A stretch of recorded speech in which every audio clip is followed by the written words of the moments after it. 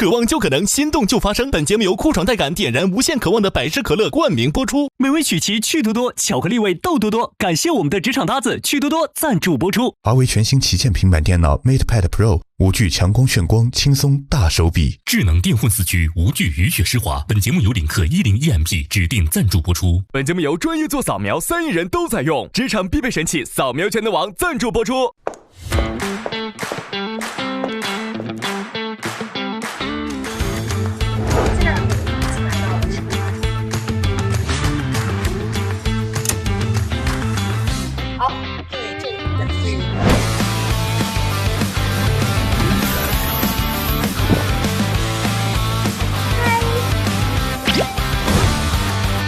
观众朋友们，请看大屏幕。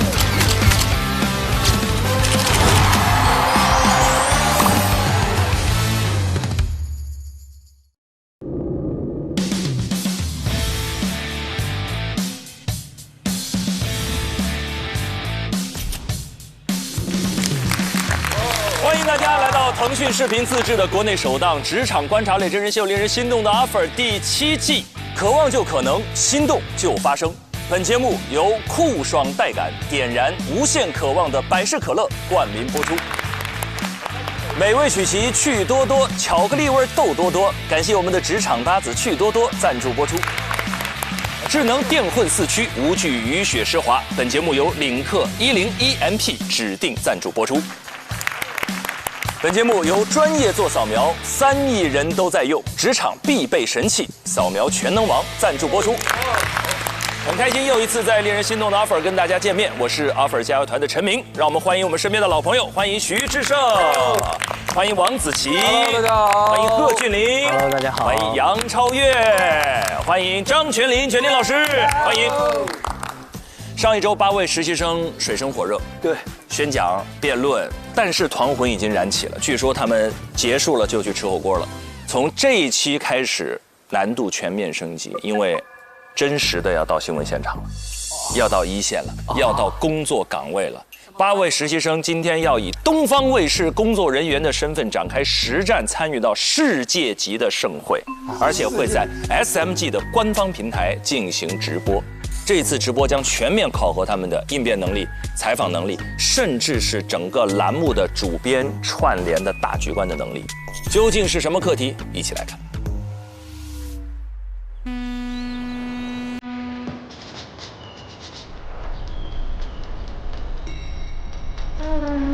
哎呀，来了！我们今天第一个到，没人吗？没有人。上班啦！哎呦，陈总今天很阳光呀！早上好，早上好，嗨，早上好。刚一起来的。早上好。嗨。嗨，早上好。好。早上好，朋友们。Good morning。早上好。这个是不是你的资料？看一下好不好？Which one？上次要的书。哇哦，哇，你还想着？事事有回应。我天哪，太感动了！你不是说你获得了很多书吗？借我2本。你想看什么？万历15年嘛。我也看过。哦，哎，那个我好像还真有带。你想看吗？想。哎，你可以不用弄前面那个书皮，不用把前面那个书皮抠下来，你这么要拿着吧。只看一下你在看什么书，我感觉就是，哎，一边展示着下颌线一边。他已经完全走出来了。诗文就是出来的快。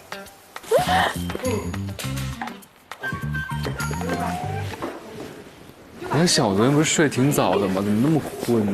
几点睡的？因为11点睡的。哇，你真的很早，真的很早。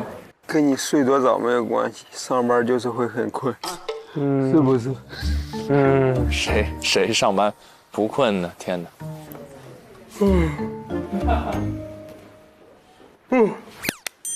苏醒。给自己加油打气。早上好。今天都休闲范儿吗？帅啊，白老师，真是。早。哟，这身挺帅啊。今天感觉有个上班的状态了。老师，您的领带非常洋气啊，今天。这个其实挺那个普通的。老师第一天面试了，你搁那一坐，摔我们一跟头。你看真放松了，开这个人跟老师开玩笑了。真是，老师，我第一天面试，我说哇，这个老师怎么这么帅？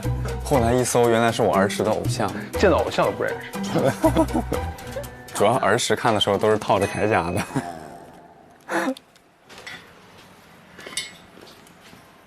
走，我们去大会议室吧。集合。走。课题3这就出了，天塌了。又是新课题，直接来呀！第4天已经3个课题了哈。哎，今天的座位怎么有2位老师都坐到这头来了？张庆老师坐这儿，坐学生席。啊，我是学生，在陈晨老师面前我也是学生。哦，这么紧张吗？猜猜我今天要跟你们分享什么？第3个课题。什么？第3个课题，他们说。我觉得应该是公开课。那今天跟大家分享的主要的主题呢，就是关于主持人的应变。哦，真是公开课哦。就是当我们坐在主播台上也好，站在司仪台上也好，一定会有很多我们意料之外的状况出现。你们能想到直播过程当中有哪些意外的情况？不一定是播新闻哈，任何一个场合当中，就不出声了话筒，然后导播台故障。之前有一次我主持一个机器人的活动，他本来是要上去跳舞，然后就正式开始他连路都不会走了，然后你就要打圆场，你说他可能是太紧张了，看到这么多人。哦，非常好，很棒的一个应对。不错不错。那我先来看一个视频啊，是我们同事的一个很早以前遇到的一个状况。同事都看向张了。我这个我一看那个小图我就知道是哪一次了呀。我们看看微博上大家对于这个公交 APP 的一个及时的一个反馈啊，我们一起来看一看啊。新闻声音，首先是一条来自新华社的最新消息。主播没有憋住笑。他的信念感好强啊！那阵儿我也上夜线，还好那天不是我。如果是我的话，我可能那个太高了，太高了。后来这件事之后，第2天我们所有的椅子全都换新的了。对，我记得，连我们的都换了。那接下来呢，我们来讲讲，就是我自己的工作，那么多年下来哈，就是我每次在上台之前都会紧张，因为我觉得当话筒交到你的手中，你走上台的那一刻，你不仅仅代表你自己，你也不仅仅是一个主持人，你就是整场球当中你的队友一路带球带到你手上临门踢那一脚的一个人。就你手上不仅仅是一个话筒，甚至它是一个指挥棒，你要去呈现的是一个你的工作团队、你的导演团队熬了多少天的大夜，忙了几个月去呈现出来的一台作品。然后有任何问题的时候，我要去非常丝滑的能够补救它。所以我们说，有意外状况发生的时候，主持人需要去做一个补台的工作。接下来这段呢，我觉得在我看来是真的是封神片段，太厉害了。就是倪萍老师在1991年春晚上对着4张白纸读了4封贺信的那件事儿，你们都知道是吗？知道。还需要再看吗？再看一遍吧。我觉得真的太完美了，他是怎么做到的？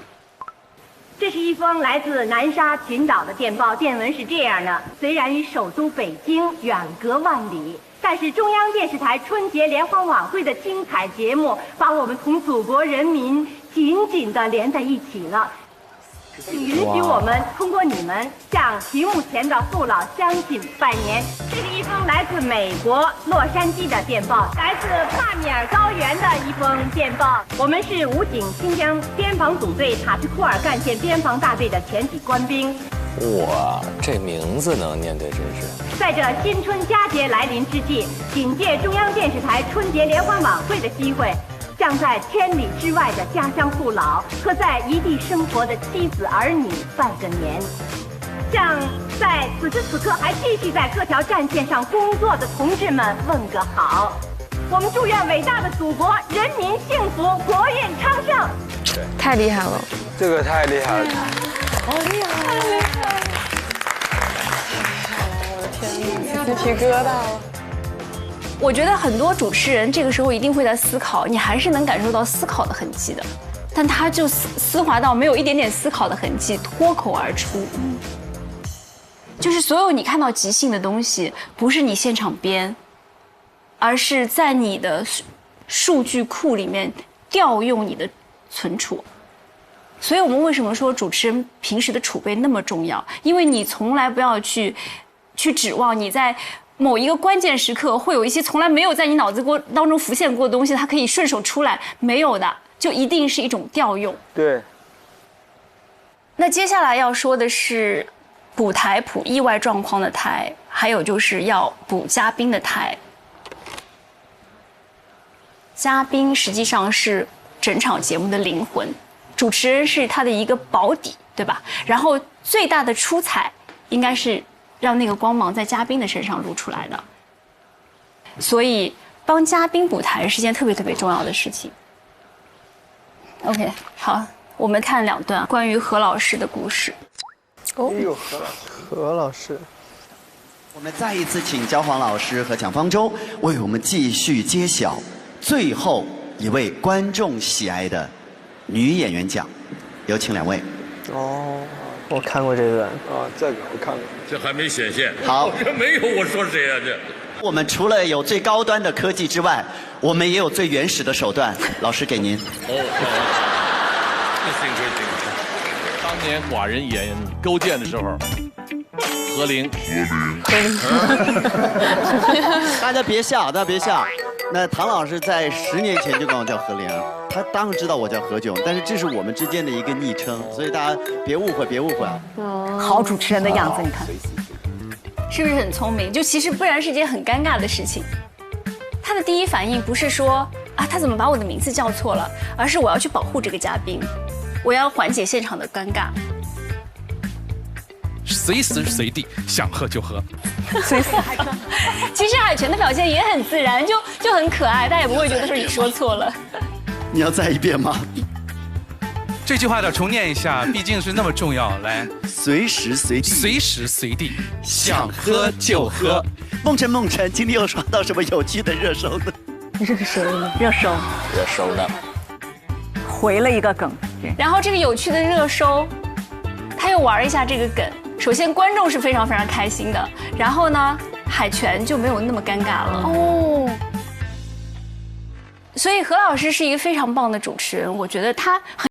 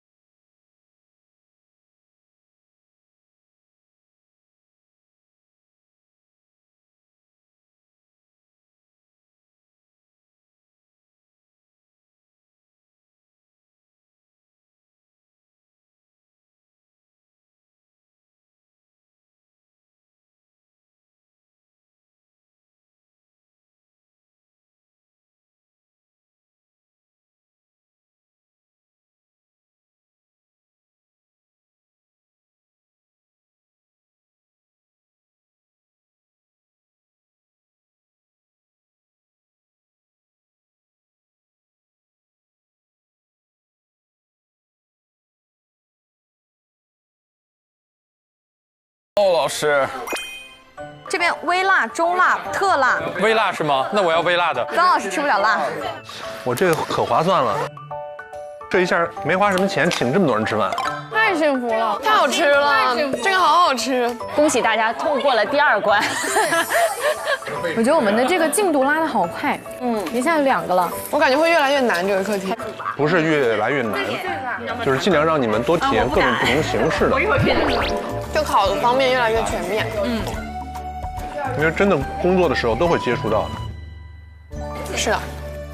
老师，其实我特别想知道，就是您当时去演那个《铠甲勇士》，他们刚问过我，对，就那个转型，您是怎么就是转过型来的？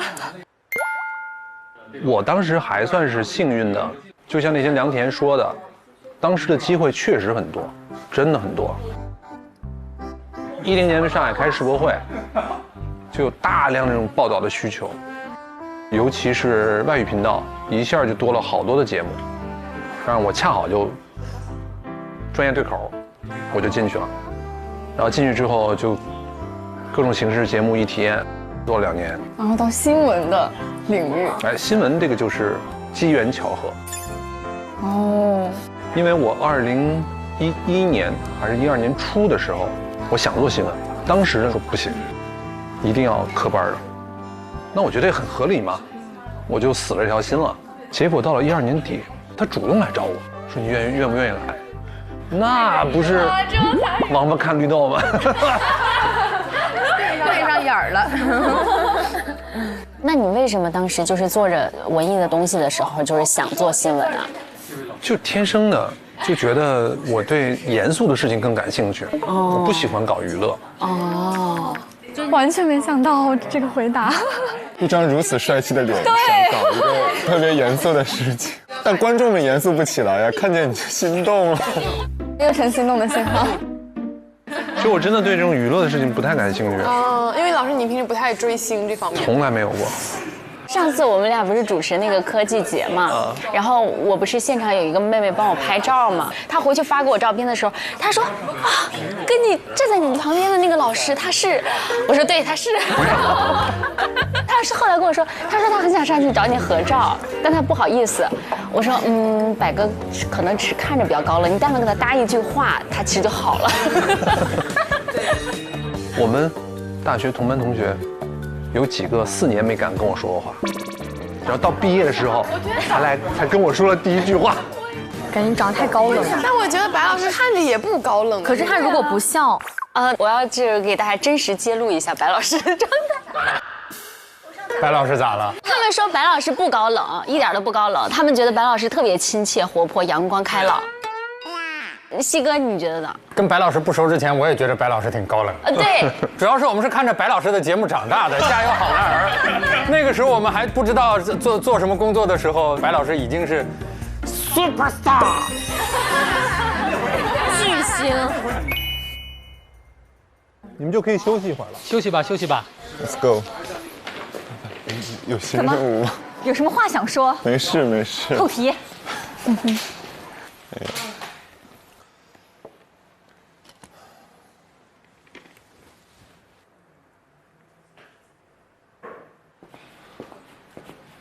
同学们，10分钟以后大会室集合。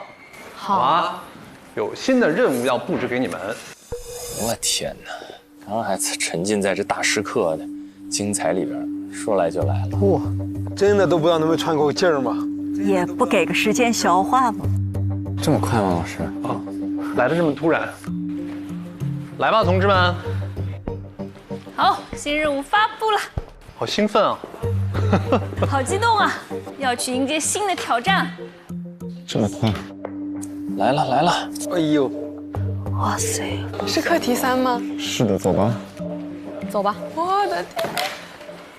哇塞，太震撼了！感觉完了回去要消化一阵子呢。肯定。得给自己放个长假，我的妈！录1个月，消化半年。开会了。进度真的拉得好快啊！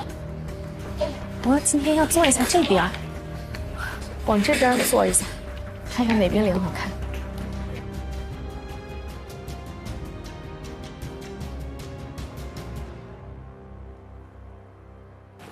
是不是幸福来得很突然？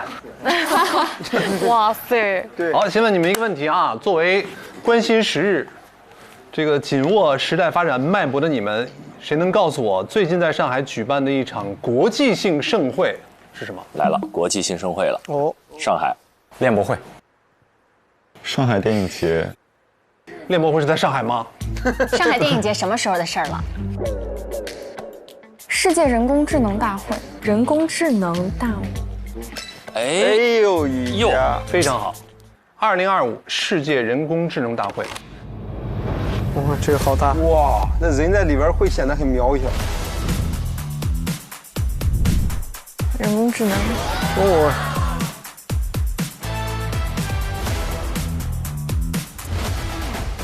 噪音环境进行了这个优化，最低的延迟。经过临床验证，我们希望就是上海智慧其实是自动驾驶。这次2025世界人工智能大会 ，SMG 东方卫视会全程参与报道和很多的直播的工作。那么，你们接下来这个课题就跟报道这次大会紧密相关。这次大会呢，一共是有4个展区，这里是 H1馆，它叫做终端体验馆，这里面包括了具身智能、AIGC 的应用、文娱互动等等。右边 H2叫做行业应用馆，它里边包括了智能驾驶、智慧城市、金融科技等等内容。第3个馆稍微大一些，左边包括了机器人核心的科技，右边也有相关的内容。My God！这么大一个场地，根据这样的区域划分，台里决定把在看看新闻 APP 上4个小时的直播板块交给你们。玩真的，8个人4个板块，压力大的，直播哎。你们分成4个小组，然后选定其中的一个区域来作为你们的直播区域，每个组完成1个小时的带着观众逛展会的直播。哇，一组1小时，这场直播你们就是以一名真正的外景主持人的身份去参与，你们所做的工作和其他所有上海广播电视台相关栏目没有任何区别。是骡子是马，脚溜一溜啦。你们的家人、朋友，所有的观众都可以在看看新闻 APP 看到你们的直播，完全是一场实战。这个太狠了，直接来呀！好像之前还从来没有过，就是直播出去的这种考核，没有过。坐在我旁边的凯旋就参与了很多次上海广播电视台融媒体的直播。那么，请凯旋给大家介绍一下你之前参与过各种不同选题直播的一些经验和感受。我主要想给大家分享一下我踩过的坑，希望能给大家在这些小的坑上面避一下雷。首先，第一个就是直播平台，大家要关注一下，就是你了不了解这个客户端，你既要考虑观众的这个收看体验。作为一个新闻人的直播，它肯定是有主线内容的。那我们的主线内容和弹幕回复之间的这个矛盾怎么解决？然后就是要配合我们的摄像老师。你不能让摄像老师说，哎，我们推进看一看，可是他推进了之后，你又突然间讲了一个很远的景，他又过不去，对不对？所以镜头的调度我觉得非常非常重要。然后就是我们的麦克风，因为这是我们吃饭的家伙。你在采访他，采访2分钟，你突然发现你根本没有给他夹麦克风，怎么办？最后一个也很重要的就是，因为我们之后会给大家分工，然后这个时候你们其实角色就不再仅仅是主持人、主播的角色了，你要和你的小伙伴搭档了。但是这个分工怎么分工，以及你们俩之间在直播的时候怎么协作，这是一个很大的难题。就是分工协作上，我觉得是一个很重要的点。哎呀，这听着就难呀。这个类型的直播是非常考验你们的综合能力的。你们要负担的角色不仅是一个外景主持人，你们还要考虑到摄像，考虑到走位，考虑到编排，方方面面，你还要照顾到你的嘉宾、你的受访者，你全都要考虑进去。第一是看你们提前准备的工作做得怎么样，第二就是现场随机应变，反应能力如何。那么明天直播开始的时间是明天。这就是实战，永远没有自己挑的机会。因为这个展会只到后天就结束了，如果明天再不去，来不及了。明天直播开始的时间是中午12点半。哦。那么在此之前，你们今天到明天这段时间，可以先在网上去搜索，尽量多的去了解这次大会所呈现出来的内容。明天上午9点钟，我们集合出发，一起去到展馆。9点到12点这3个小时会给你们实地去踩点，去探访，做预采，做其他一切的准备工作。12点半直播就正式开始了，我们会在屏幕前从头到尾看你们4个小时的直播，根据你们在直播过程当中的表现去进行评判，最终最出色的那组2个人会获得优胜，也有每人15分的积分。每人15分，现在还有3位是0分吧？关于直播的顺序，我们稍后会按照抽签来决定，抽到1的就是先播也先选展区，以此类推，选到4的那可能就没得选了，你就是最后一个播剩下的那个展区。有没有什么问题？任何相关的问题？选择展厅是明天早上才，明天中午到现场才选，开盲盒。对，天哪，那就是每个人准备的时候要准备4个展区的内容。现场场馆是否会有可以接受我们采访的人？这要你们自己去找。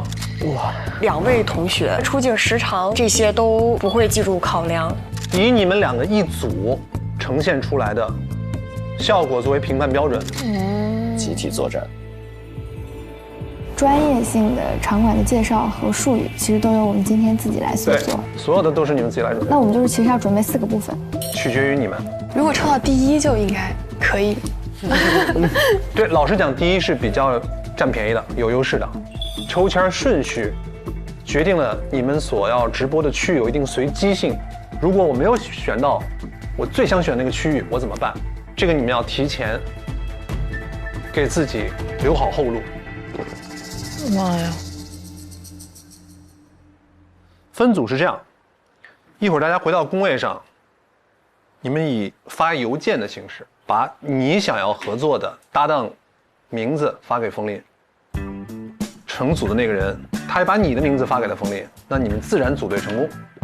如果没有的话，那就继续发。互发邮件啊，双向奔赴的，双盲选，直到你们2个人彼此心有灵犀，都互相发了对方的名字为止，才能最终决定4组如何分配。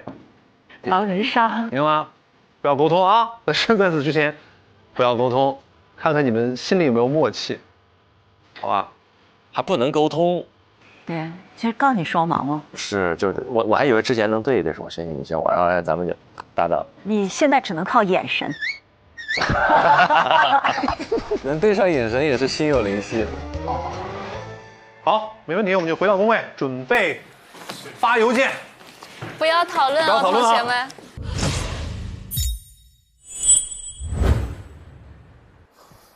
来啦！课题3发布了，课题3是4小时不间断直播世界级大会。报道的大会是2025世界人工智能大会，在上海，然后1整下午的时间，4人2分组。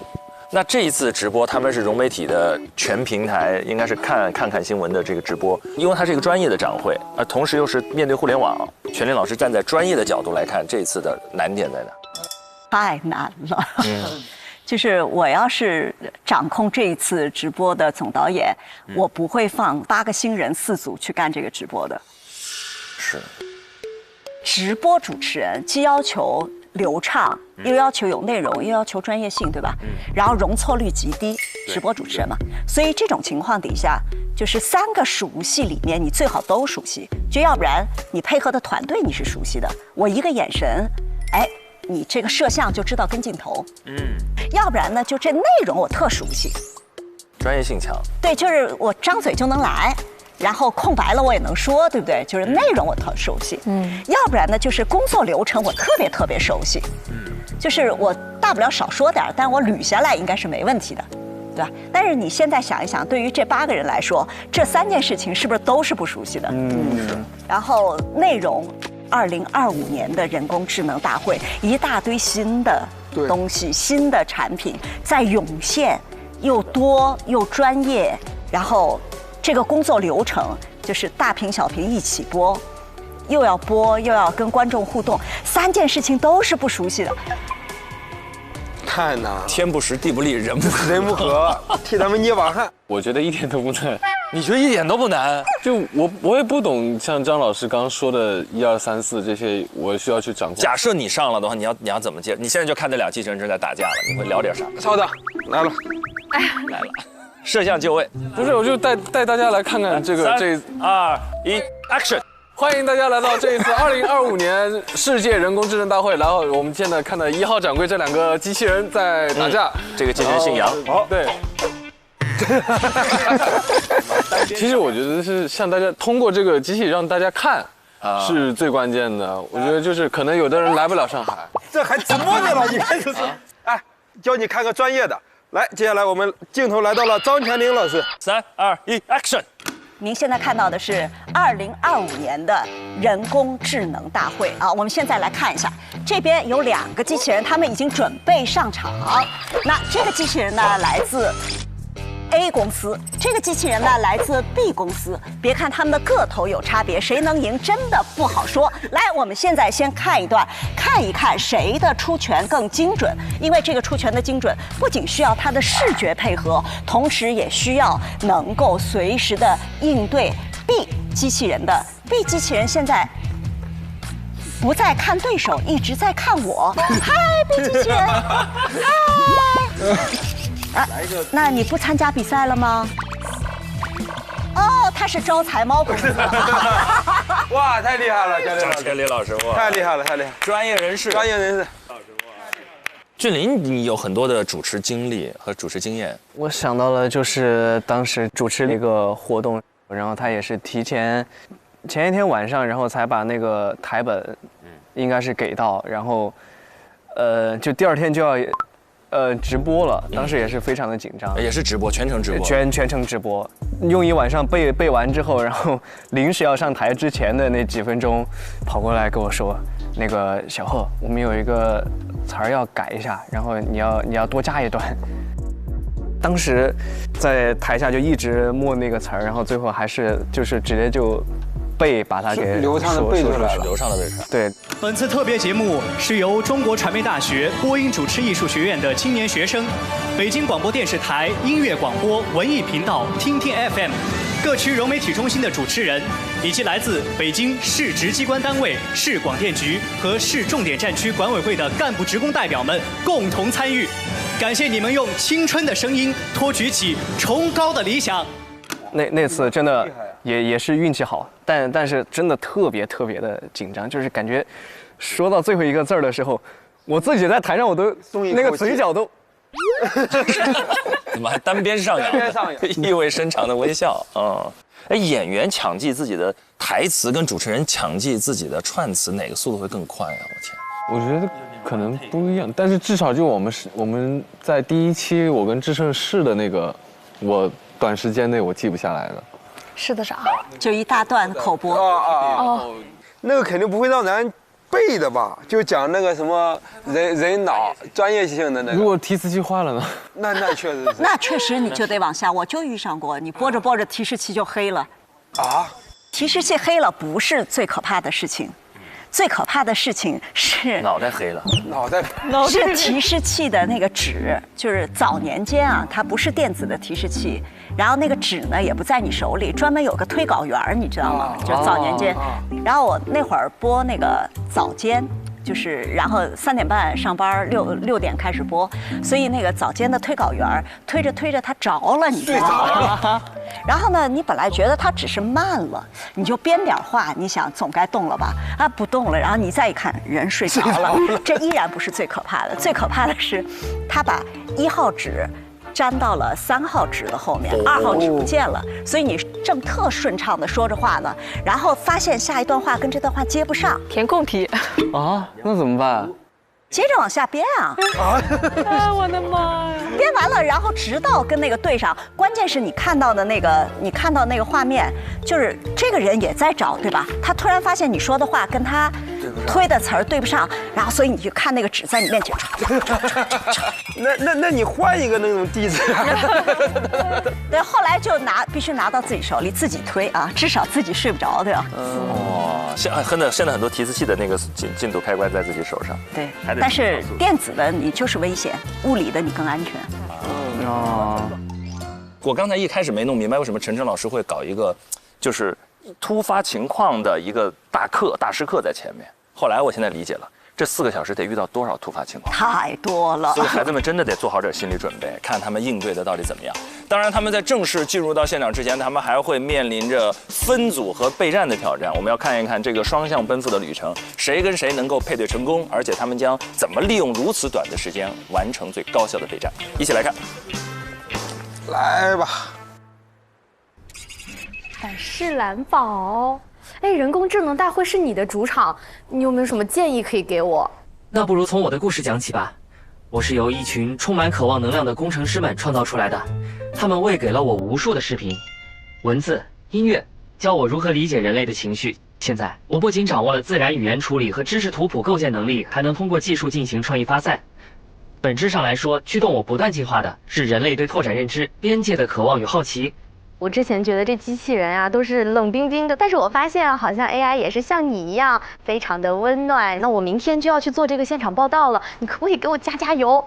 如果你想了解人工智能，最重要的不是技术原理，而是你想用它实现什么。渴望就可能，这是人也是 AI 最迷人的地方。来听百事，预祝你在 AI 大会上大放异彩。谢谢蓝宝的加油，我也会好好表现。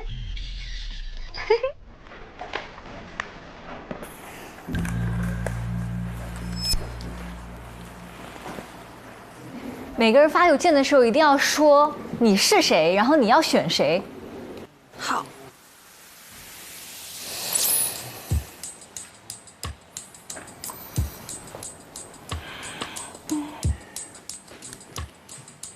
太讨厌了，这分组方式。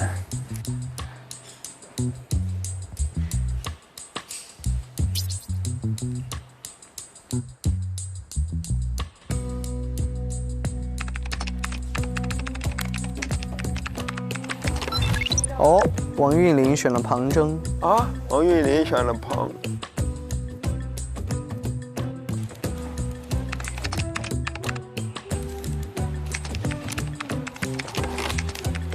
王玉也是庞征。庞征应该是这边最抢手的对象。就看庞征选谁。庞征选了谁？庞征选了他吗？还没做决定啊。如果他俩强强搭档，也不一定。也不一定。我觉得庞征可能会选李雨佳。雨佳，哎，庞征跟雨佳就是黄金搭档。其实也挺搭的，我觉得他有可能会选王玉。玉哥，玉哥，他毕竟有这个专业知识背景。数字人文，剑桥的数字人文硕士。现在庞征的分是最高的，对，他是20分，别的人是10分。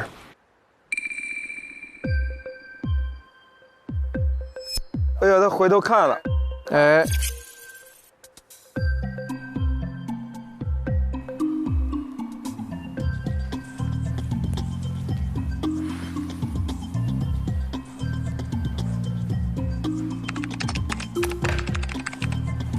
哎，庞征最后给了谁？给了谁？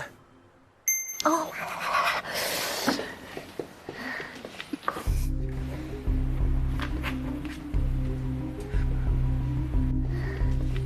庞征选张诗文。庞征选张诗文。张诗文，哇哦，强组合，强联手，而且稳，诗文稳。第2名。哇塞，强联合。但那人家没选他呢。哎呦，对呀，诗文没选庞征，这个就张诗文身上还是会有一种让人觉得比较可信赖的稳重感。对，因为他总会有顶层设计，他会在做一件事之前把脑子所有东西大概需要做什么想好，然后再去分步去实施。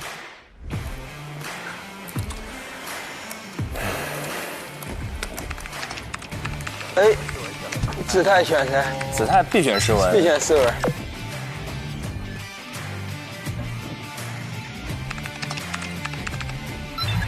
啊，黄成朗也选张，黄成朗也选张诗文。哎呦，都是张诗文。另外选了张诗文。哇塞，这么抢手，这么抢手吗？雨佳选谁呢？张诗文。哇，你厉害呀！好着急。雨佳选了张诗文。我张诗文好热门啊！现在就看他选谁。因为他新闻属性表现的太强了。对。其实他选谁就决定出了第一组是谁。对。刷新一下，刷新一下，刷新一下。集体吃瓜，不，我们俩在这明着吃瓜，真真在那边等得很着急，还不来找我。你看，全世界人吃瓜的表情都是一样的。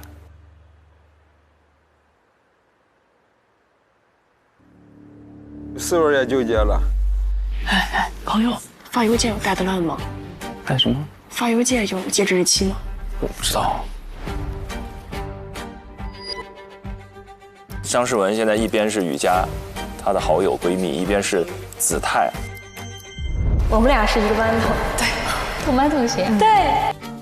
那就这样吧，再准备就曲终人散了。庞征也选了他，但他不知道。我们整个框架逻辑是层层递进的，它形成了一个完整的闭环。它的选题新，它的逻辑清，我们有信心也有能力把它做好。所以，诗文最后选了。来。哦，选了谁？来。诗文选了谁？第一对出来了。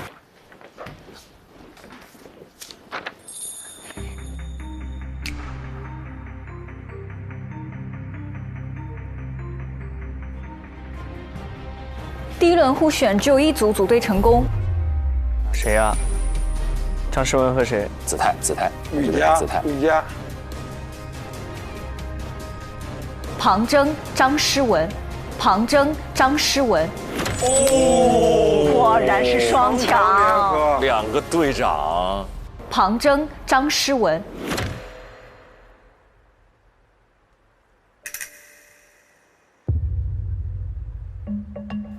有没有？像白兔一样。哦，眼神杀。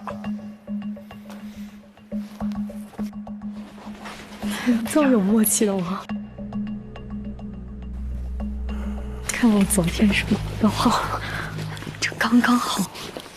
我就昨天想着说一次，说一句。下次有机会跟你合作，好不好？我特别想跟你合作。哎，我也挺想的。很稳，是这样。哦，头一天吃饭的时候。哦。我们的感觉就是两个人希望把这一次第一拿到，分整体抬高之后和别人和其他拉开差距。第一轮成功，两个人可以开始准备了。又强又快啊，对，又稳。这强强联合的，这其他人就纠结了。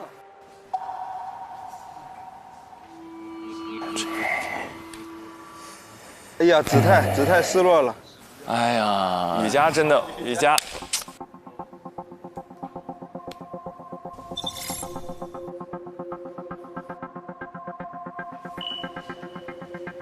子泰会选贺峻霖。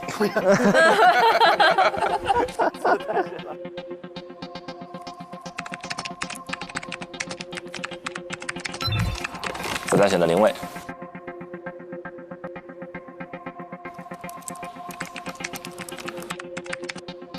哦，程朗也选了林蔚。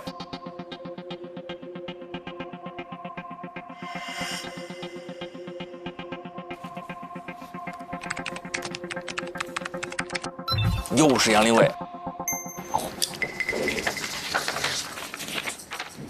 程朗选杨，也选杨。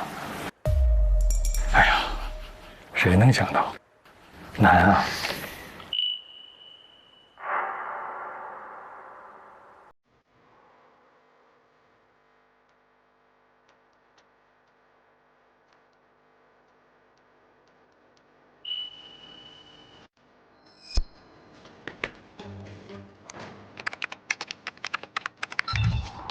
哦，选了李雨佳，他俩不会直接就主队成功了吧？很有可能，很有可能。现在就看雨佳了，雨佳要发了，选了谁？雨佳选了林蔚。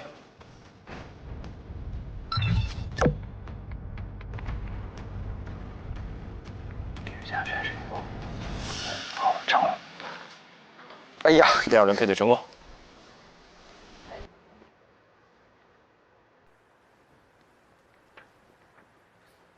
第2轮组队结果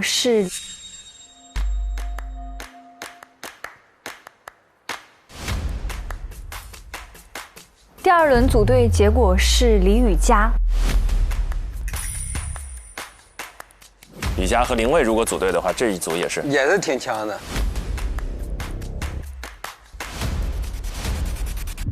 李雨佳、王玉。啊，玉哥。李雨佳、王玉。未完成组队的实习生继续发邮件。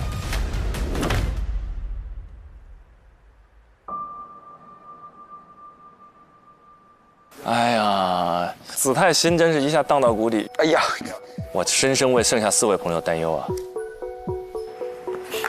你说，走吧。咱去那边。是你把坑给占了。占坑是不是？哎呀，你为啥选我呀？其实我选你的原因很简单，就是我觉得你前几轮表现，我觉得是非常亮眼的，而且我觉得你的即兴组织能力很强。我不是第一次就跟你说吗？我说咱俩性格很不一样，所以我就挺想跟你合作一次的。本来你就是我想选的人。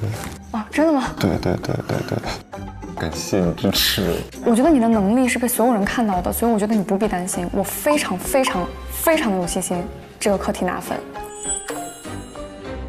这一对其实也厉害，当然厉害了。一个是王玉，他有专业知识积淀，雨佳又有表达的这种优势。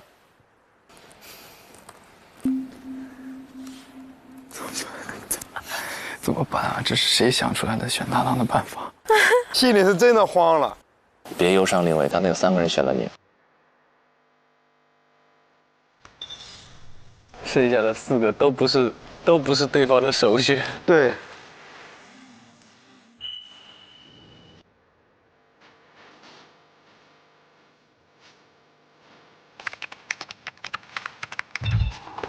好，冯程朗选了运营。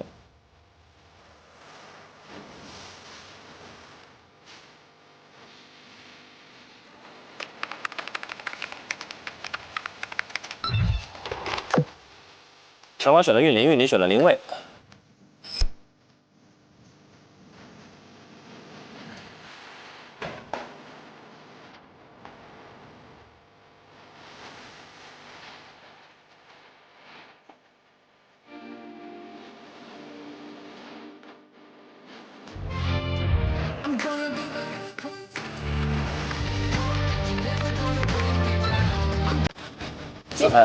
子泰选了林蔚。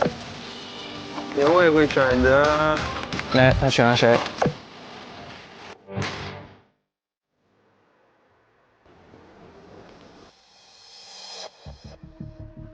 第3轮互选结果，我选了子泰，还是运林呢？杨林蔚、侯子泰。子泰。哦，因为他们可能之前小组有熟悉度。对。最后剩下2位，冯程朗和王韵玲自动配对。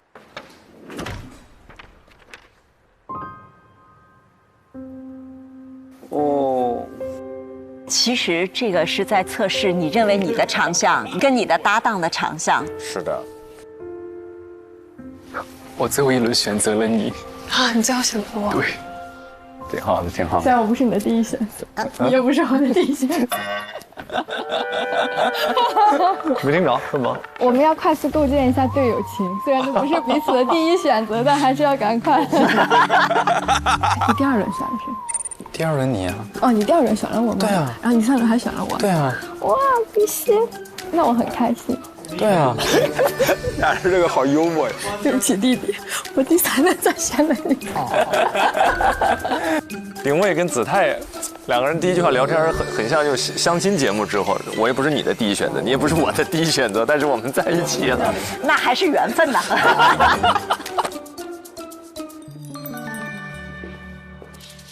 你们需要来抽一下明天的展区和直播的顺序。出现了，哎呦，这个关键，这个超关键。每组选派一个那个有锦鲤体质的。锦鲤体质。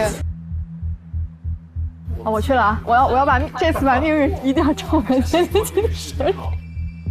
传给你，传给你，呼，传给你。去，加油！加油！相信你。来吧，一起来吧，4个组，快！这个只要抽到第一，真的巨大优势。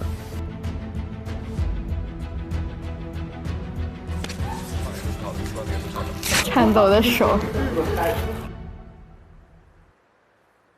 哇哦！第一吗？第一个。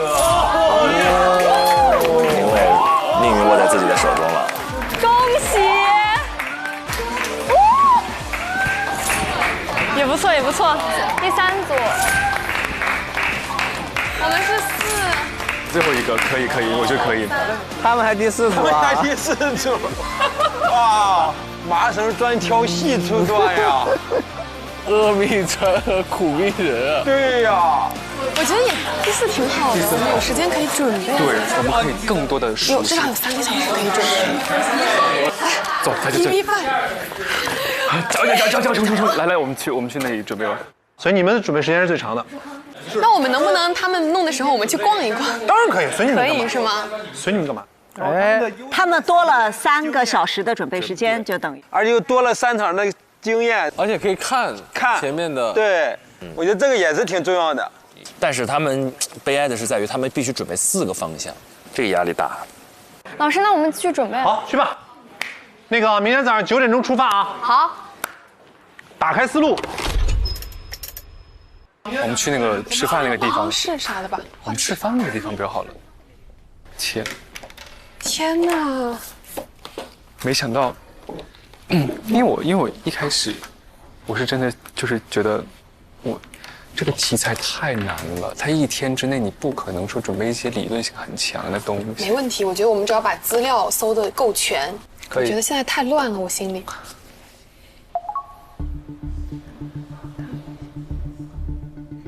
怎么样？有没有想法，朋友？没有想法，一点没有，毫无头绪。我现在也没有太多想法，因为因为我们现在对这个选题还没开始了解嘛。这个太考积淀了，人工智能这个领域 ，AI 这个领域非常细分，里面那些专有名词、那些技术路径、学科观点，它怎么展开呀？我个人感觉啊，我就总结下来，这个东西难就难在是一个整体能力的考量。就第一，你作为主持人的一个能力，你语言表达，你在现场怎么更好的带别人去做展示，把所有东西都串联起来，这是一个能力。第二个，做记者的这种突破能力，单点突破的能力。到一个新闻现场之后，你能不能找到好的点？找到好点之后，你能不能联系到这个人？联系到这个人之后，人家愿不愿意说？你沟通能力怎么样？宣传现场那么多观众的情况，你能不能进得去？比别人抢得先机，这个很难的一件事儿。对。第三个，我觉得就是主编的能力，还不是编辑的能力。主编要负责把控整个版面，每一段落我讲什么，我到底总体是一个什么主题，用哪几个关键词或者哪几个板块，把它整体给它呈现出来。我觉得对于业务能力要求是非常强的一件事。尤其是最后这一点，而且我很想看他们每组2个人是怎么分工的。对，这个分工也挺有讲究的。对，就是他们是2个人同时出镜，还是一个人先出，还是你负责几个摊，还是谁先谁后？我觉得对时间的利用、资源的利用都挺讲究的。这确实太难了，在这个环节上这个考核啊。2个人同时，我感觉更难啊。更难，因为它还要一个搭配配合。让他们怎么商量这事儿？你觉得是同时2个人出镜，还是一个人单独出镜会比较好？我觉得一个人，因为它本身直播是很有互动性的嘛。其实你作为你第2视角，你去跟大家互动，其实最好。就是我的想法是要体现出这个节目为什么非得是我们2个来主持，而不能是别人。一个是我们个人的主持风格，一个是我觉得最后的10分钟或者几分钟，我们2个要同时在屏幕里出现。这个思路是不是也是好的？这个确实可以。就是我们两个最后带领大家有一个比较完整、比较欢快，也比较互动性的结尾。我也觉得是。我觉得互动性跟体验感是很重要的，就是我们要通过这个摄像机去带着电视机前的屏幕的观众朋友们去设身处地的体验每一项项目带给他们的感觉。所以我觉得，我不知道你擅不擅长做就是那种现场的体验类型的那种。通过你的表情、你的情绪，把这个内容很直观的传递给观众。你觉得你这方面？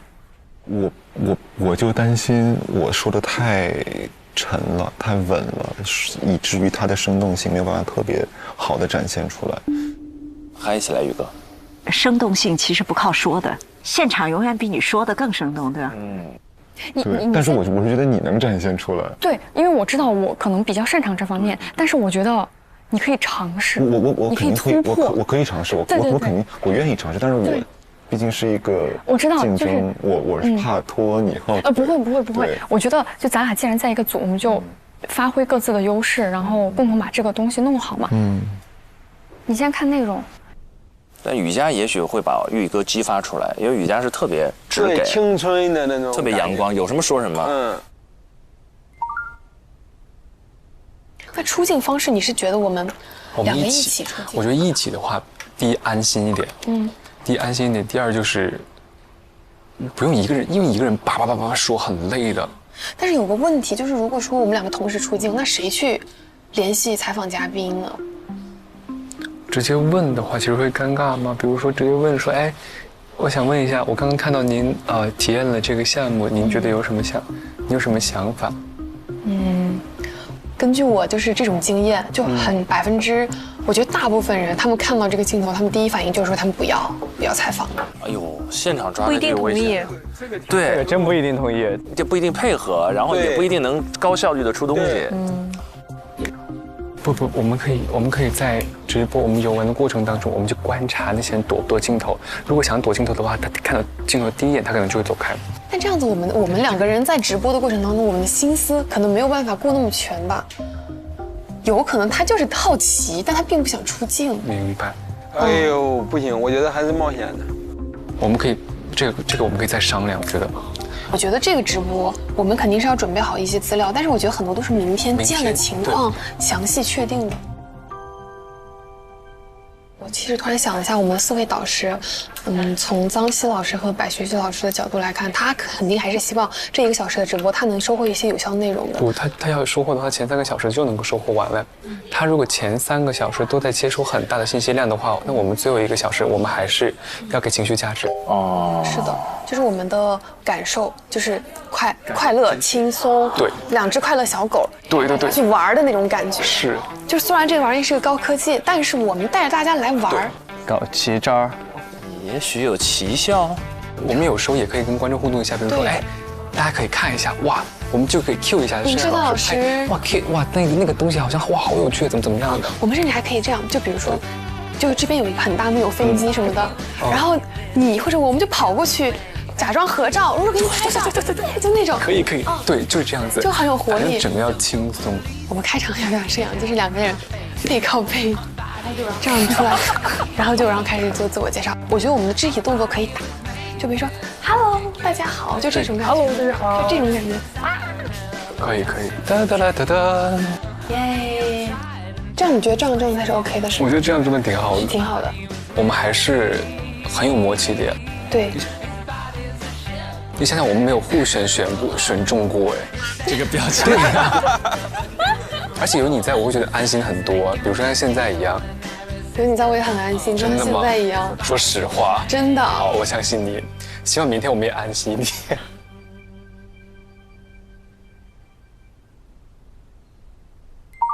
哎，我想听听他们怎么准备的这一组。你之前搞过吗？这种的？这个我展会参加过，但我有关人工智能的我没有参加过。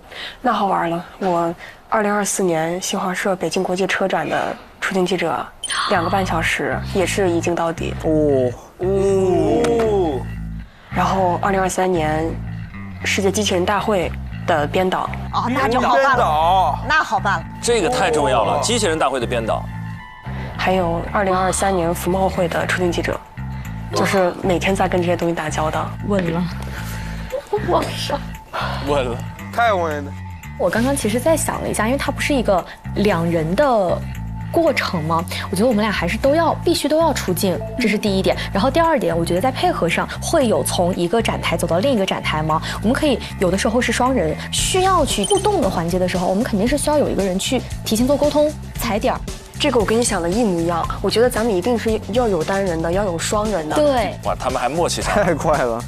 这样的话，我感觉有2点咱们很容易能达成共识。第一个就是，既然你觉得你对人工智能领域可能没那么了解，而刚巧我感觉我是有这一块知识体系的，然后这样的话，就你可以以一个行外人的视角就看到一个东西。我们需要这种区分开的视角。普通观众加业内人士。第二个就是，比如稍微复杂点的，可能一个人在这呈现，另外一个人就是把幕后的兜底的工作都做了。对，这样的话，在知识面上我们能区分开。然后在类型上我们能配合得了，然后如果出现各种问题，一个人可以给另一个人兜底。如果有高光戏的话，2个人就可以一起出现在镜头里，一起打配合。我感觉还是有信心的。我觉得有点太顺利了，我们聊到现在。哎呀，你这个眼神。庞征满脸写着我选对人了，能力都很强，但是性格不同的这种结合在一块儿就很容易。诗文是主导性，庞征正好配合性。对，庞征眼神情绪价值。对，庞征这个跟谁都能搭在一起，适配度超高。对。哎呦，阿泰，这次时间好紧张。时间紧、任务重的时候，我都会派出我的提效神器——扫描全能王。哦，这个又高清又专业的一个神器。不仅是这样，而且它还可以高效的整理信息，扫描文字和图片之后，还可以直接输出 PDF 文档，还可以快速的添加备注，效率还蛮高的。现场还有扫描黑科技的展区，我们可以去搜集一些资料。好呀，我们现场去看看。我问你一个问题。你说。姿态又要开始搞笑了。你觉得我有亲和力吗？你有呀。真的假的？真的呀。我说句心里话。我觉得我最喜欢你的一点就是你身上有着极强的亲和力。天哪，这个时候就开始，大家就要开始不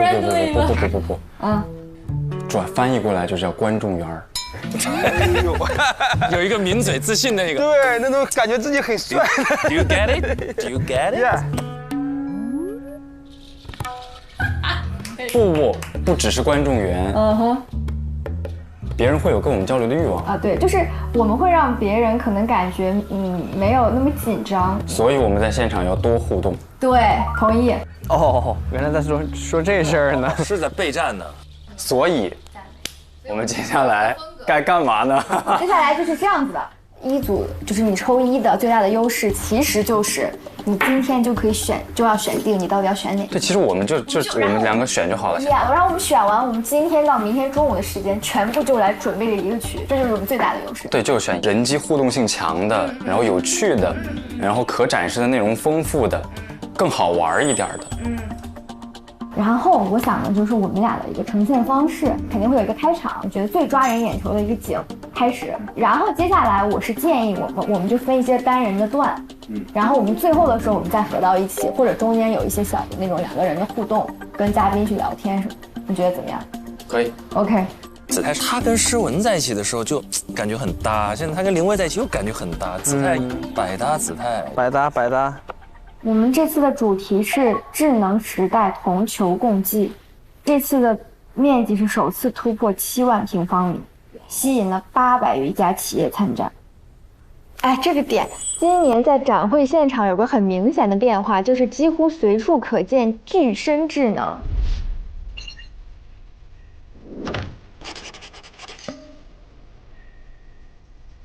我已经列了几个了，然后一个灵巧手。就是叫 Linker Hand， 它是可以就是抓东西啊、捏东西的。还有叫 Maya 的3B 护理机器人，这个护理就是机器人按摩师，给你按摩，我觉得这个也很有趣。这个很有趣，而且老百姓们很关注。这个可以。他们现在对具身比较感兴趣，然后他们在搜具身，当然好互动啊。这几个都是在一个馆部。还不知道。还不知道，先筛是不是？现在就是最好的办法就是摇人在现场，他现在就在是最好的。我们摇一下。行，看一下。哎，我联系到一个人，但是我得再问一下，他是在论坛还是在展厅？子泰的人脉特别广，在荔枝的时候也是联系到了2个很专业的朋友。对，哎，兄弟，就是你对那个展厅了解吗？我正在这玩呢，我还挺开心玩的。哦，你正在展厅玩，我太感谢你了。那个，那您能不能就是一会儿你玩到好玩的东西，你给我拍个视频？行，那你就帮我拍一下，谢谢。联系到谁了？我怎么感觉那个人也像我同学啊？刚才说话那个，是吗？我正在这玩呢。我正在这玩呢，带点口音。喂，Hello。哎，你好。你好，我是这边想了解一下，您今天是有去展馆吗？我是明天早上的。哦，明白。然后明天是您出镜吗？然后我这边已经敲定一个嘉宾了。哇，这执行力。如果能再喊一个，反正就可以多问几个吧。哎，姐您好。喂。哎，姐您好。Hello。俩人干起来客服了。哎呀，我内心有点偏向机器人。我也是偏向机器人，如果遇到机器人就好了。哎呦，也是巨深。我是这么想的，然后我刚理了一下这个表格出来，我们可以发起一个，比如说机器人陪我过一天，就打开这样子的一个就是主题。想到一起了，我完全赞同这个想法。我刚才你看我刚才这么写的：生活场景、空间、24小时时间、时空之间虚拟的幻象被人工智能具象为现实，我们就可以沿着这样的一个主线来走。哇，他们真的所有的东西都是按照那个脉络，然后一步一步的来的，结构化。而且他俩能够匹配上，对，这个效率就高了。哎，我突然想到一个点，如果让你用英语简单的跟别人采访，你 OK 吗 ？OK。那我觉得我们有个点，就是我们可以，我知道，就找几个外国人，毕竟它是一个市。对。哇，他终于想起来用英语了。对呀，国际视角。前面的同学一定是有非常优秀的，所以我们一定要让他们眼前一亮的感觉。那明天我们穿搭上也要穿的颜色要像一点，我觉得。好。我们要考虑到，如果说现场任务能让我们采访的人，我们该怎么撑下来？你觉得我们可不可以加一个和专家逛展区的部分？可以，非常好。我们一定要最大的能力吸引住观众的目光。我们的主线就是今天带大家沉浸式体验一下智能终端展区的实际应用。我们现在可以做的是想开头和结尾。Hello， 大家好，我们是琳琅满目组合。人工智能在以下哪个垂类方面你最信任？可以，这个可以吧？咱们就把这个线条捋顺。就我们现在要有一个底本，上点深度的东西，就是落点落到人，以人为本。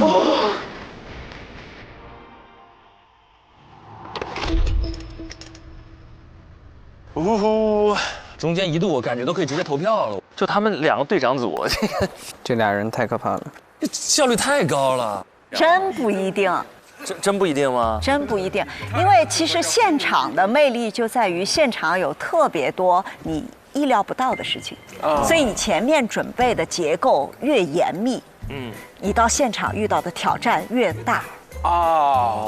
没有尊重流动性。对，就是说子琪如果去，一定是最佳直播主持人，因为他有一个很好的视角，就是我就带你逛逛，我感兴趣啥，估计也是你感兴趣的吧，对吧？就这其实是一我们个特别好的观众的嘴替。弹幕老爷要看哪儿啊？我带你们去。对，弹幕老爷说去哪儿？我们去下一个展厅逛逛。对。但思文跟庞征确实带给人的那种压迫感是很强的哈。庞征思文他们叫分文必争，怎么样？叫 CP 名了。CP 名，分文必争。哦，是这样的哈。哎，如果智胜你在现场，像刚才几位的话，你要是要选搭档，你会优先选谁？我想选李卫。这什么李卫？选搭档，工作搭档。对呀，那不然选什么呀？那不然选什么？你会选林卫呢？怎么在你那儿林蔚已经超过周也了吗？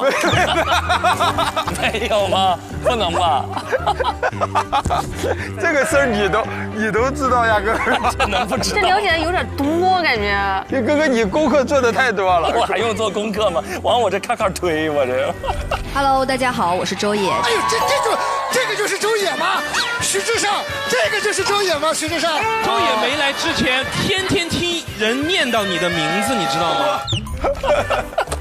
你说说看，你会选谁？选周也。选搭档的话，我可能会选雨佳吧。你要选雨佳？为什么？因为我发现雨佳是一个很青春、很阳光，然后也在很活泼的一个人。我觉得在现场，他那种跟人的那种交流感和亲近感，以及他带来的那种活力，就特别适合在那种大会上来展示，来作为一个出行记者。因为那个会上我感觉就人会很多，就是很端正的在那里的话，我害怕会显得跟着整个的会有点格格不入的感觉。我担心哈，我这不专业。林蔚也青春，也有活力啊。对呀，林蔚这笑容多甜啊。对啊。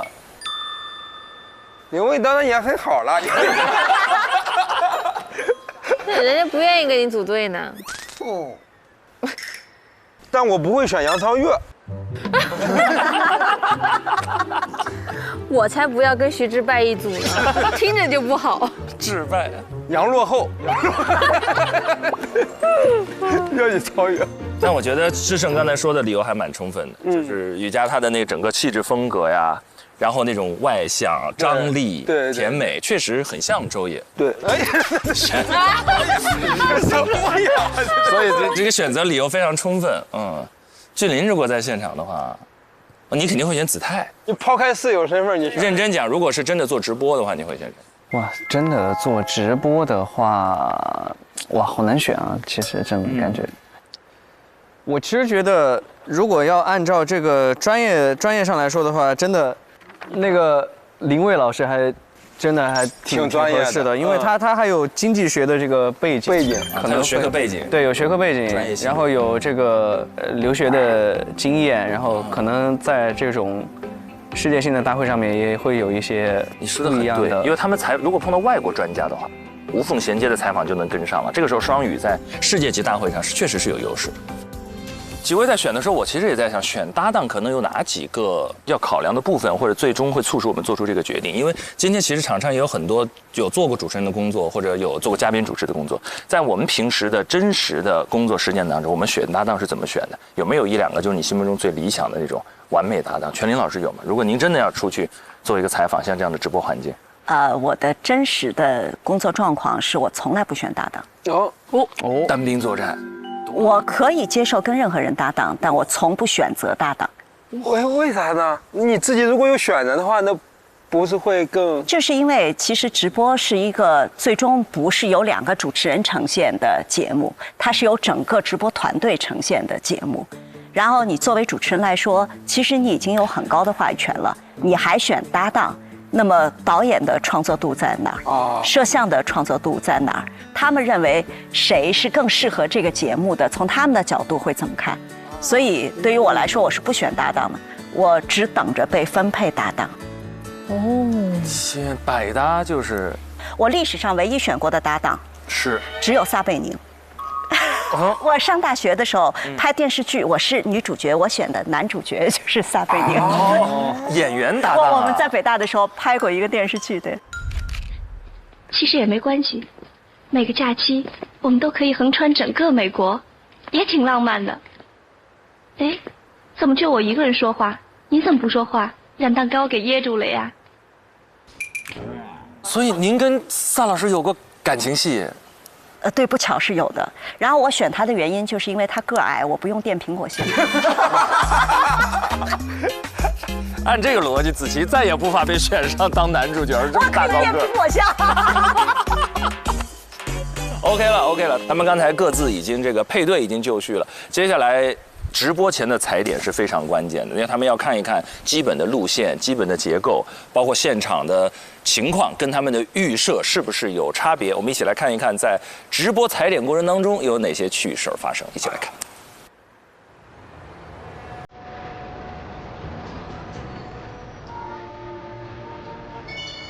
哦，8点。好早。哦，8点就来了，挺早。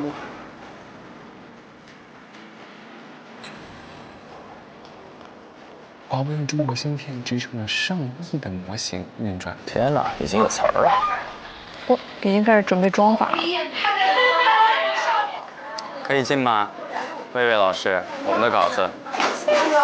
OK。我问的一样，只是措辞不一样。然后深度就落点。工位我们通知了啊。好，来了。你还好吗？还好。那我今天早上我实在起不来，你们叫了我2遍，我当时我说好，没事。朋友们，我带着西瓜霜和补妆的东西，你们如果开播前需要的话，可以来找我拿。这是干粮。谢谢师姐。哇，这也太好了。我再提醒一下大家，所有要带上的东西，你们自己可能会用到的稿子、纸、笔，你自己单独准备的道具，再想想还差什么。那个记分板要不要拿一下？带着吧。OK， 准备好了跟我走吧。好，走了。走吧，朋友们。开始压力山大了。稳稳的，放心吧。快点儿，说几分？我跟你说，出去在外面时间一定要有概念。他东西拿完了没有啊？怎么？就这个事情，我们平时我跟凯旋我们可以听和，可以帮你解决问题，但是在外面一定要有时间观念，特别是在直播的时候。东西都带齐了，你啥都不拿，就拿你的吃的。啥都不拿就拿吃的。不是在里面装着。不好意思，误会你了。下去吧。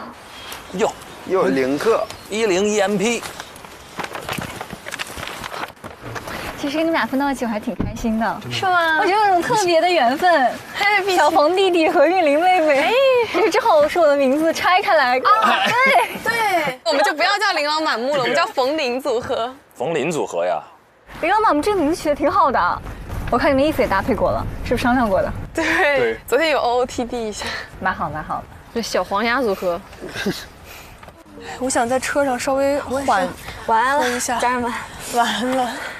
感觉需要靠车上这点时间松弛一下，幸好这车坐的还比较舒服。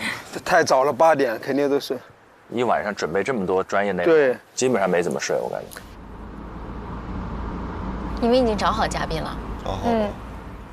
王玉。我昨天找这个嘉宾，我快疯了。他买了黄牛票啊，才买进来的。整个这个人工智能大会全爆满。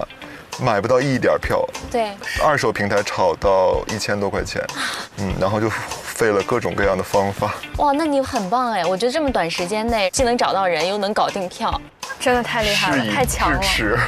支持，很棒。但还是提醒大家不要购买黄牛票，去正规途径购买票。好，你做的对。我们到喽。天哪！哇，7万平！哇，这个好大！哇，我已经觉得很大了，好多人啊！哇，好多人！我来，中了，走吧。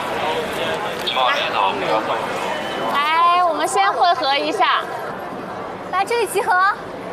然后我们先给大家介绍一下，这是进口嘛，然后进口之后，我们正对着左手边就是 H1，然后右手边就是 H2了，这是1楼。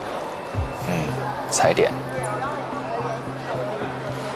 然后上电梯2楼就是 H3。哇，人如此之多，这直播难度太大了。是，这走位就，妈呀！你能不能在定点的时间能到，这个就巨大要求。H3比较大，所以到时候会分为左右。3个小时我感觉都看不完。对。说实话，就是分布到不同的展馆，对于他们的表现的难易程度还是有挺大的差别的。然后比如说 H3是机器人灵巧手，就是全是具身智能，具身智能天生的就是让人很想看，对吧？现在各种各样的机器人格斗大赛啊，机器人马拉松啊，机器人上春晚啊，它就是一个播放量很高的东西。然后 H2是智能驾驶智慧城市，其实智能驾驶智慧城市是还可以的。H1好像应该是以大模型还有基础设施为主的吧？对，不太好展现。我觉得肯定最热闹的就显然是 H3。H3 好拍呀。然后从现在开始就是大家的准备时间了。好，先做功课，然后我们到一个时间点进行选择，然后你们就撒欢儿，自由开始吧，加油！加油，加油，加油！那我们就走了。好的，拜拜，师姐。好，拜拜，拜拜，拜拜。我们看一下他们往哪儿走。这个里边你最想做哪个？我也想做 H3呀，H3的左右两边其实他们都应该有很有意思的地方。可以。但是你像这种就是，选题先天的可能就比别人弱势一点。这样，我们先从，我觉得我们现在时间够，对，我们小赌一下。就人家不选 H3，我们就从 H3来开始做，做完以后我们再做 H2，H1我们不管了，对吧？对，我觉得这个思路你觉得 OK 吗？他们第3组对不对？第3组，那我觉得大概率可以这么赌一下。对他们大概率会落在那个就行业的，就人工智能与行业结合的那部分。我觉得可以，对吧？没问题。要不这样，我们先整体先逛完，然后记录一下，我们再回头看。也可以。对。H3是机器人吧？我觉得机器人很有可能会被选掉。我也觉得他们肯定会把机器人选走。那倒还不如明天到现场我再去看。是的，是的。先看 H3。走吧，有备无患。先上去吧，去找一下那个人，他要走了。其实如果我们想吸睛的话，我们就选那个人形机器人。哦，那就是 H3是吧？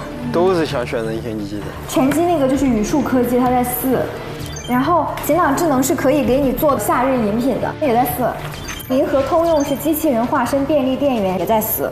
H3右，那我们其实就定了，对吧？走。云深处。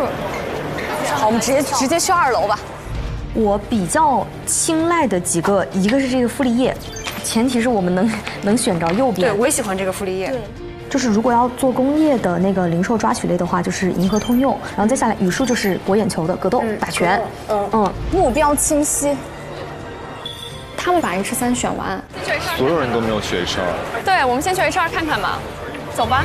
他们压中了 H2，可以中了。我们应该是在旁边。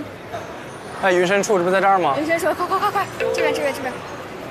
你好，想问一下孟总是哪位？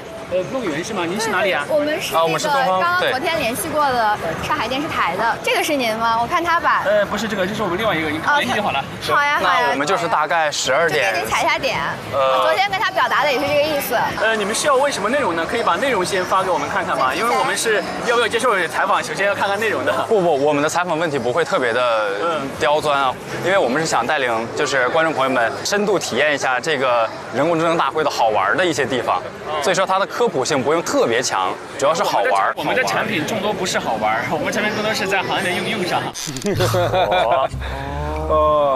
我知道，实用性上，对，就是实用性上进行一些了解。是这样的，因为你们是直播嘛，我还个人建议你，当然，我们把提纲列一下，对，提纲列一下，把问题列一下。好的。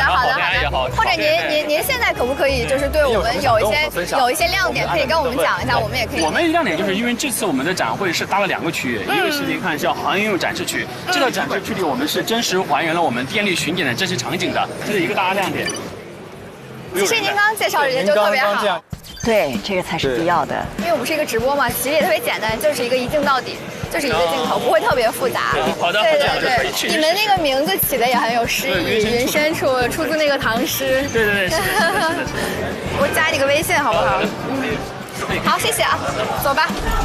他们这组沟通的还是挺顺畅的。就是他这种确实亲和力特别强。对。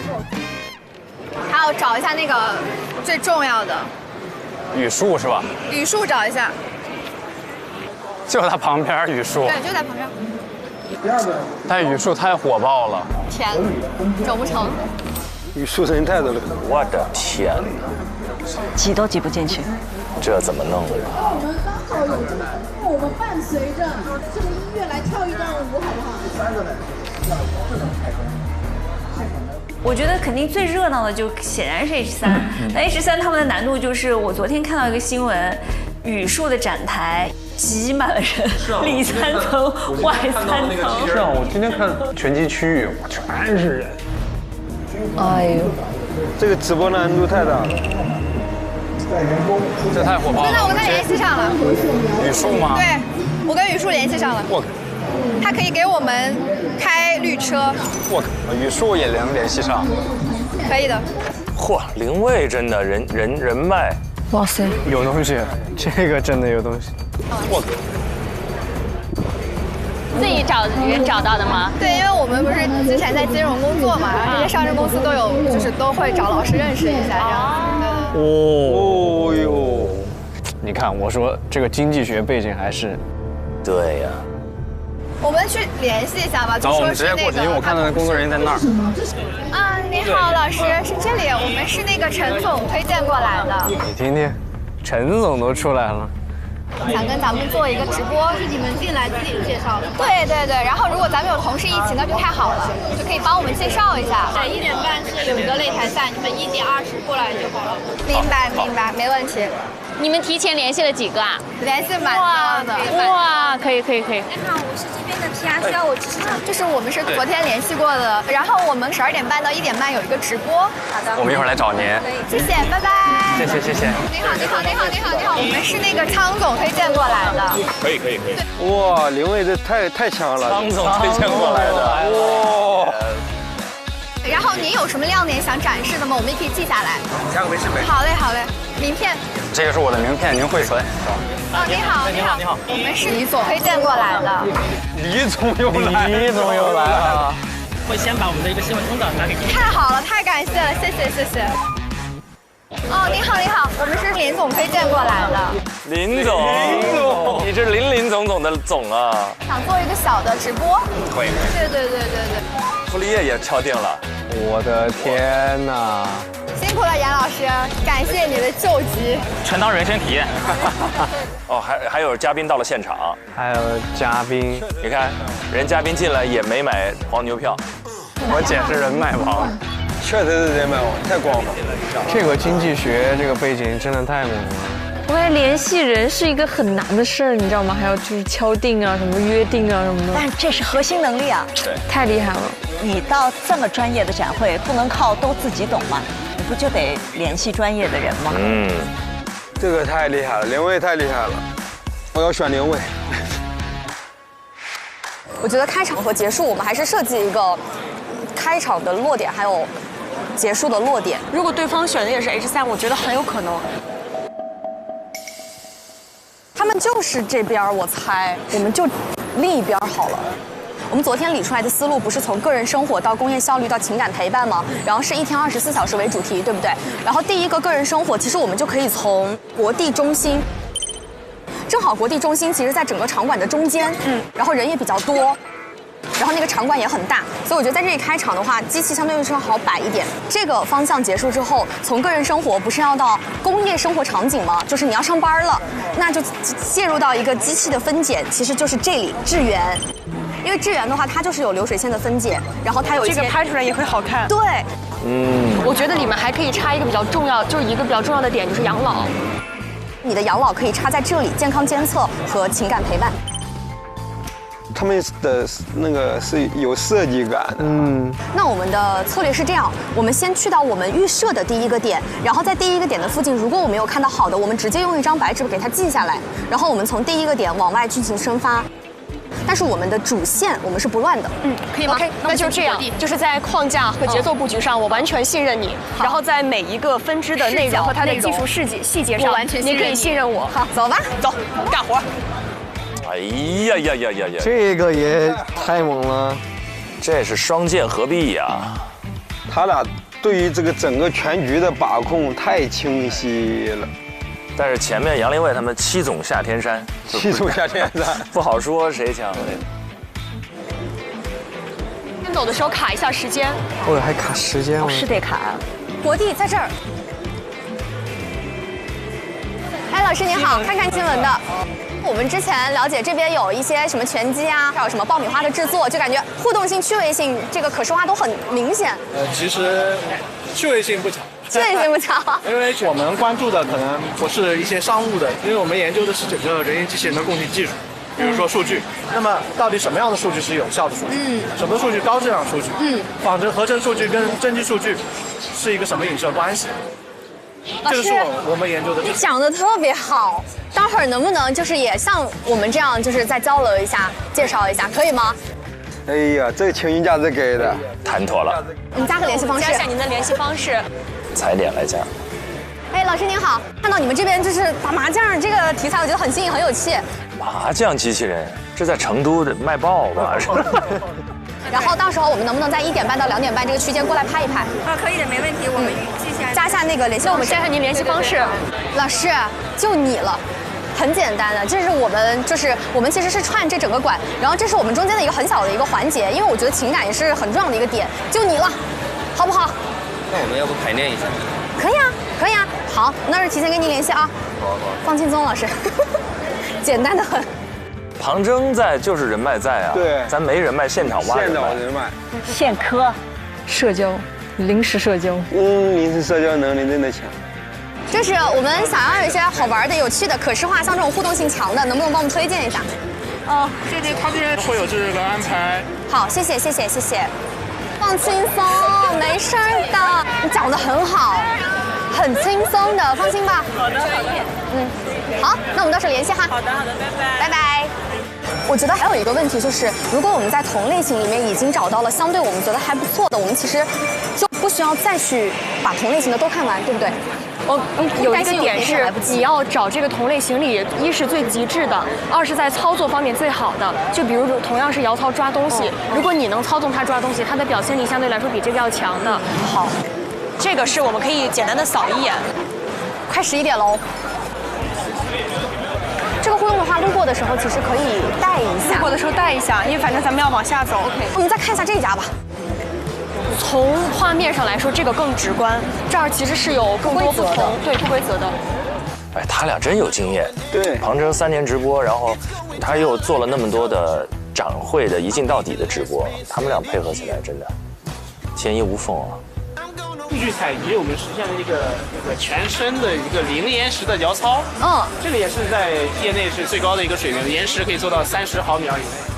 就是这一款，可以注意它一个细节，零延时意味着它不会因为把这儿摆到这儿，手没有及时放开而把这个那个积木给推倒，这就是它为什么能把那种接触面非常小的立方体竖在这儿的原因。我觉得这个我们可以讲一下，它可以链接到具体的细节，就是可以直接它放在工业上和医学上精准度是有可信任度的。你说对了。哇。旁边小哥插不上话，人家都笑了，人家专业人士都笑了。哎呦，小哥说您到咱们这儿来做工作介绍吧，这太棒了。这个明显相对来说就更集成，因为这个我们摆在这儿拍它是有价值的，因为它是一个非常生活的场景，咱们最后的升华也可以用得到。哇，这两个真的强，太牛了。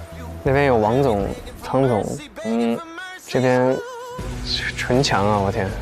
还得是你。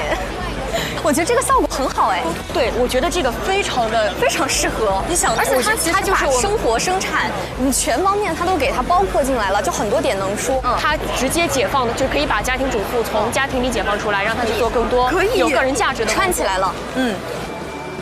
可以的，没问题的。